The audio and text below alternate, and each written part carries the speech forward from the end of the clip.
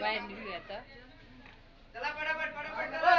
अरे मी painter painter झालो काय नव्हता.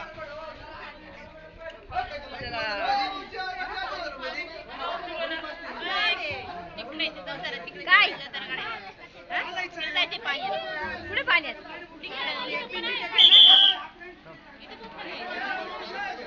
काठी घेतायची.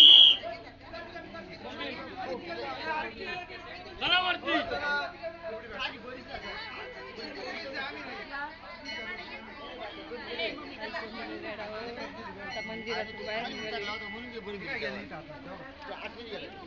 आता इथं भोजनालय जेवणाची व्यवस्था आहे. नाश्ता पाणी. ती काठी आण ना बाबा बसून. मी आणते.